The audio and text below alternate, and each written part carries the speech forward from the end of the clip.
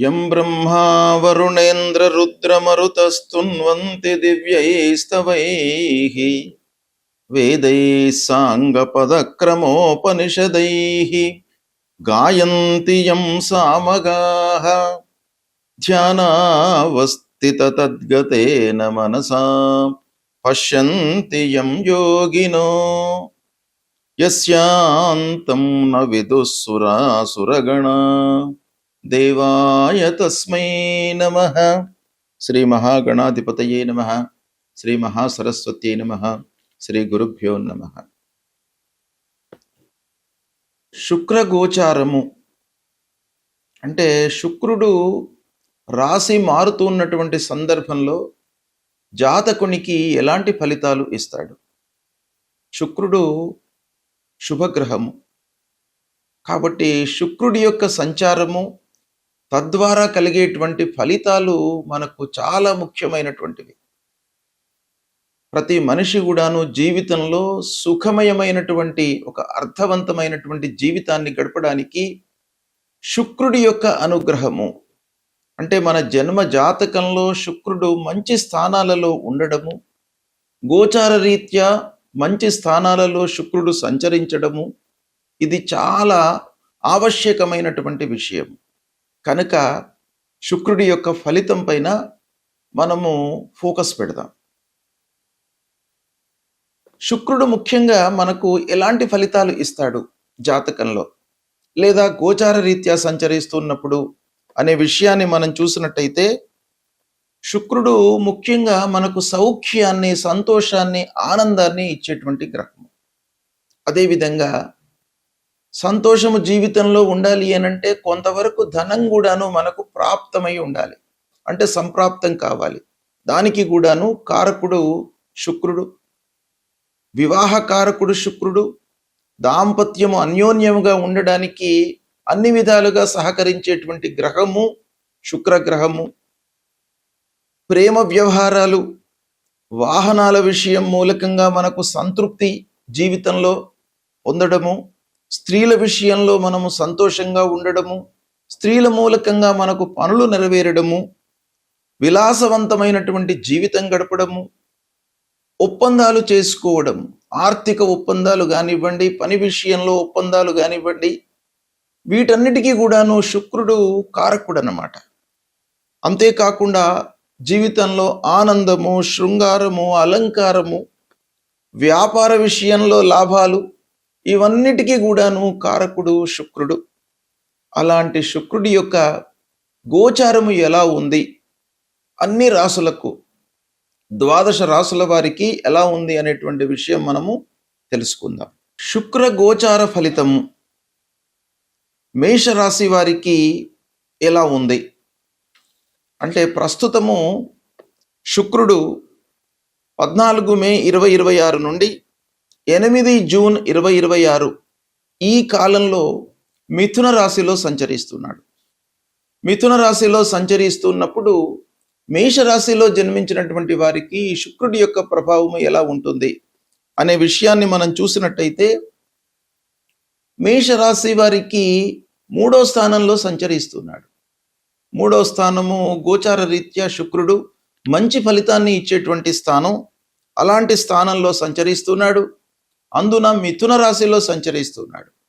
అంటే మిథున రాశిలో సంచరించడము మనకు బాగా కలిసి వచ్చేటువంటి అంశం. శుక్రుడికి శుభస్థానము, ఉపచయ స్థానం కావడంతో క్రమంగా మీకు మంచి ఫలితాలు, శుభ ఫలితాలు పెరుగుతాయి. అంతేకాకుండా మిథున రాశి శుక్రుడికి మిత్రస్థానం. శుక్రుడు బుధుడు మిత్రులు. అలాంటి మిత్రుని యొక్క స్థానం లోపల, రాశి లోపల సంచరిస్తున్నాడు గనక చాలా విషయాలలో మంచి జరిగేటువంటి అవకాశాలు ఉంటాయి ఈ పీరియడ్ లోపల.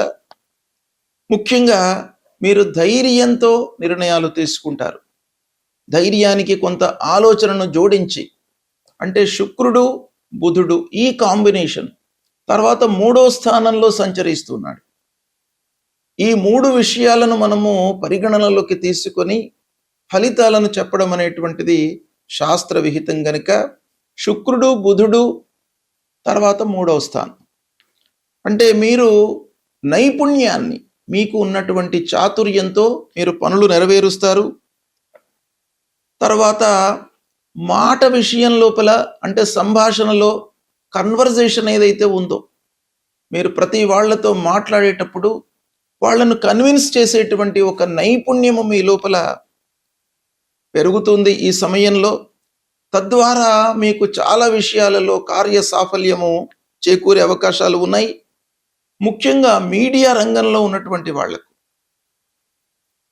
సంగీత సాహిత్య సినిమా రంగంలో ఉన్నటువంటి వాళ్లకు, కళాకారులకు బాగా కలిసి వస్తుంది.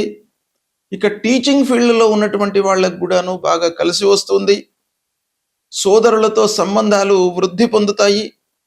చిన్న ప్రయాణాలు మీకు బాగా కలిసి వస్తాయి. కొత్త పరిచయాలు ఏర్పడతాయి. ఇకపోతే గోచార రీత్యా మనము ఫలితాలను చూసేటప్పుడు 3వ స్థానము శుభస్థానం, శుక్రుడు 3వ స్థానంలో ఉన్నాడు.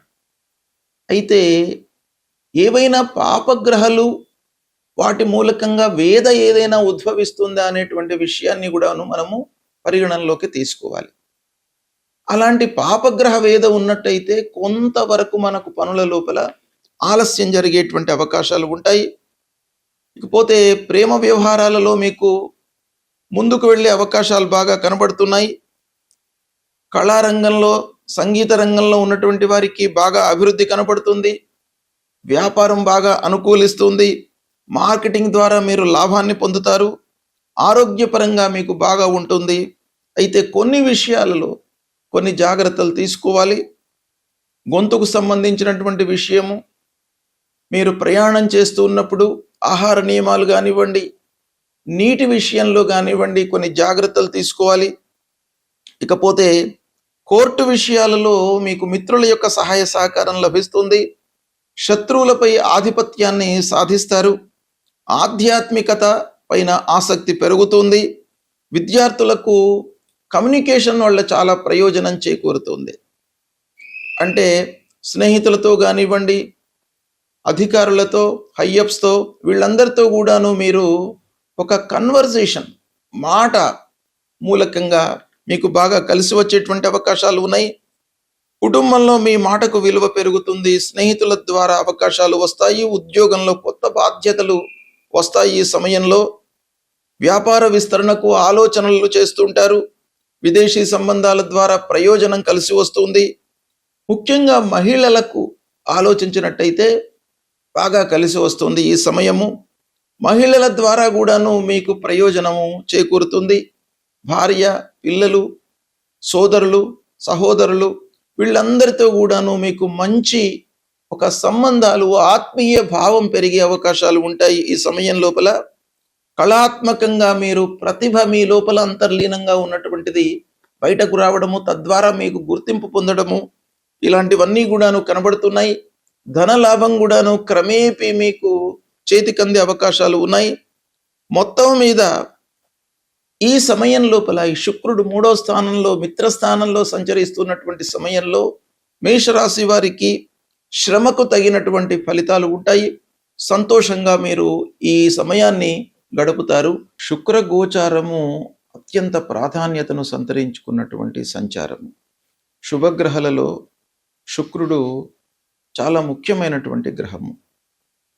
అయితే ఇలాంటి శుక్రుడు ప్రతికూలంగా ఉన్నప్పుడు, అంటే సాధారణంగా శుక్రుడికి గోచార స్థానాలు ఎక్కువగా చెప్పబడి ఉన్నాయి. అంటే శుభస్థానాలు ఎక్కువగా ఉన్నాయి. 12 స్థానాల లోపల 9 స్థానాలలో సంచరిస్తున్నటువంటి సమయంలో శుభ ఫలితాలను ఇస్తాడు. కేవలము శుక్రుడికి కవి అగ దశ షడ్ వర్జ అన్నారు శాస్త్రం. అంటే శుక్రుడు 6వ స్థానము, 7వ స్థానము, 10వ స్థానము, ఈ 3 స్థానాలలో సంచరిస్తున్నటువంటి సమయం లోపల ప్రతికూలమైనటువంటి ఫలితాలు ఇస్తాడు. మిగతా అన్ని స్థానాల లోపల కూడాను శుభ ఫలితాలను ఇస్తాడు. అంటే దాదాపు 9 స్థానాలలో శుభ ఫలితాలను, 3 స్థానాలలో సంచరిస్తున్నప్పుడు ప్రతికూలమైనటువంటి ఫలితాలను ఇస్తాడు. అంటే సాధారణంగా శుక్రుడి యొక్క సంచారము 75% మనకు మంచి ఫలితాలను ఇచ్చే అవకాశాలు ఉంటాయి. అయితే ఈ స్థానము, గోచార స్థానము ఒకటే కాకుండా రాశి అధిపతి, మన రాశికి అధిపతి ఎవరు? ఈ శుక్రుడు మన రాశికి ఎలాంటి సంబంధం ఉంది? శుక్రుడు ఏ రాశిలో సంచరిస్తున్నాడు? ఈ సంచరిస్తున్నటువంటి సమయంలో ఏదైనా పాపగ్రహ వేద ఉందా? విపరీత వేద ఏదైనా ఉందా? వీటన్నిటిని కూడాను పరిగణనలోకి తీసుకోవాలి. ఓవరాల్గా మనకు ప్రతికూలంగా ఉన్నప్పుడు మనం ఏం చేయాలి? సాధారణంగా 6, 7, 10 ఈ స్థానాల్లో సంచరిస్తున్నప్పుడు మనకు దుష్ప్రభావాన్ని ఇచ్చేటువంటి అవకాశాలు ఉన్నాయి. తద్వారా ఎలాంటి ఫలితాలు వస్తాయి దుస్థానాలలో సంచరిస్తున్నప్పుడు అనంటే, ఖర్చులు పెరుగుతాయి, మానసికంగా ఒత్తిడి పెరుగుతుంది, దాంపత్య విషయాలలో కొన్ని ఇబ్బందులు. శుక్రుడు దాంపత్యానికి కారకుడు కాబట్టి మనకు గోచార రీత్యా ప్రతికూలంగా సంచరిస్తున్నప్పుడు భార్యాభర్తలు కొంచెం సహనంతో ఉండాలి. అంటే వాళ్ళ విషయం లోపల కొంత జాగ్రత్త అవసరము.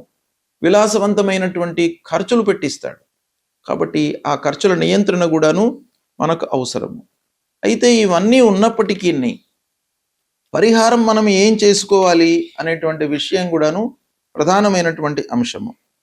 అయితే శుక్రుడు ప్రధానంగా ప్రతికూలంగా ఉన్నప్పుడు మనము శుక్రుడికి సంబంధించినటువంటి మూలమంత్ర జపం చేసుకోవడము,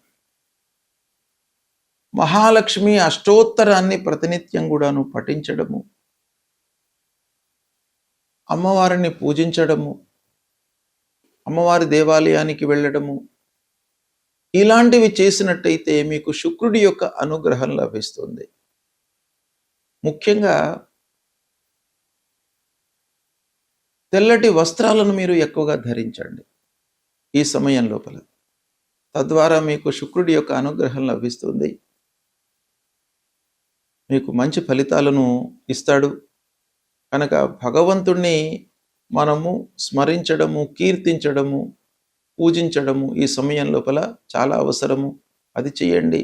శుక్రుడు మీకు ప్రతికూలంగా ఉన్నప్పటికీ ఆనందమయమైనటువంటి జీవితాన్ని ఇస్తాడు. శుభం.